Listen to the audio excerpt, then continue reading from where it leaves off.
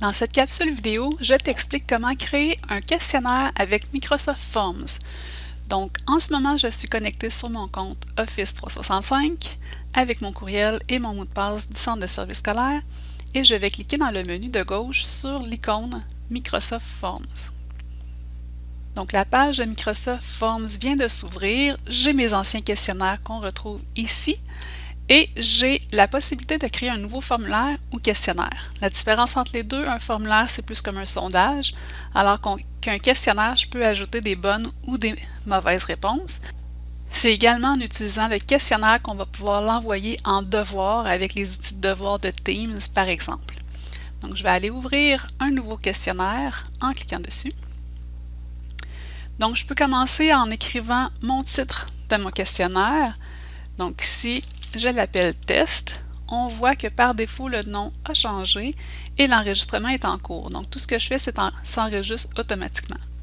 Si je le désire, je peux ajouter une image. Donc en cliquant sur l'icône, je peux aller chercher des images sur Internet ou dans mon compte, donc OneDrive ou dans mon ordinateur. Je peux également ajouter une description si je le désire. Ensuite, pour ajouter une question, j'appuie sur le bouton « Plus ».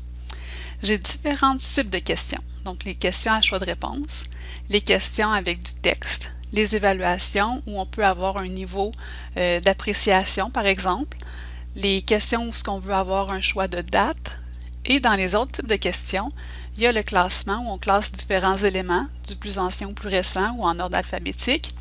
Il y a les listes avec des énoncés, on peut cocher ce qui correspond à chacun des énoncés. On peut également utiliser le chargement de fichiers. Par exemple, si on veut que les élèves nous envoient un document, donc que ce soit une vidéo, une photo ou un fichier. Et il y a différentes options plus avancées. Donc, dans ce cas-ci, je vais cliquer sur Choix pour créer une question à choix de réponse. Donc, je lui donne un titre. Donc, ma question 1, j'écris le nom de ma question. Si je le désire, je peux ajouter un élément multimédia. Donc, tantôt, on avait l'image comme possibilité. Cette fois-ci, j'ai également la vidéo. Et quand je clique dessus, la vidéo doit être en ligne. Donc, c'est un lien Internet, soit de Microsoft Stream ou par exemple YouTube qu'on peut coller ici. Donc, j'ai créé les options de ma question. Je peux en ajouter une autre. Je peux en ajouter plusieurs autres. Je peux également décider c'est quelle qui est la bonne réponse. Donc, en cochant, j'ai ma bonne réponse ici. Ça veut dire que la question va s'auto-corriger. Je peux aller ajouter ou pas des points pour chacune des questions. Donc, dans mon cas, je vais aller en ajouter pour cet exemple. Donc, la question va avoir 3 points, par exemple, pour les élèves qui auraient répondu l'option 3. Si je le désire, quand j'ai les options avec les choix, en ce moment, l'élève coche un seul de ces choix-là, mais s'il y a plusieurs réponses possibles, donc je vais aller ajouter l'option. Et maintenant, on remarque que ce sont des cases à cocher. Donc, l'élève va pouvoir cocher plus d'une réponse. Je peux mettre également la question obligatoire si je veux exiger que les élèves remplissent chacune des questions. Donc, je dois le faire pour chaque question. Et j'ai les options un petit peu plus avancées. Donc, je peux mélanger, entre autres, l'ordre des réponses. Je peux aussi utiliser les options avancées comme les formules mathématiques, les sous-titres, qui est la description de la question, et des embranchements. Quand c'est fait, je peux ajouter une prochaine question en appuyant sur plus et je vais pouvoir continuer de cette façon-ci. Je vous montre un exemple avec l'option du texte. Donc, quand je clique dessus, je peux écrire ma question 2, par exemple. J'écris la description, ma question complète et les élèves vont pouvoir ajouter leur réponse.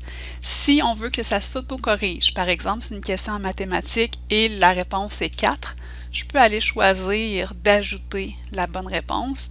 Même principe, je peux aller donner des points, donc modifier le pointage.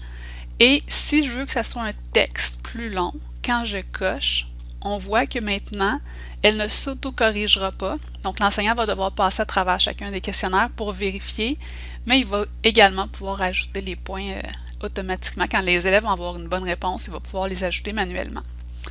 Même principe que tantôt, dans les 3 petits points, on retrouve les options plus avancées. Donc, on peut aller les regarder également. Et après ça, on peut continuer en ajoutant d'autres questions. Donc, par exemple, je vais ajouter une question avec un chargement de fichier. Donc, on nous dit qu'on va créer un dossier dans SharePoint. Je fais OK. J'écris ma question 3, puis ensuite, je peux décider combien de fichiers je veux qu'on ajoute et c'est quoi la taille maximale pour chacun des fichiers. Donc, je peux aller jusqu'à 1 gig, c'est quand même beaucoup. Donc voilà. Puis là, je peux aller modifier les points pour cette question-ci.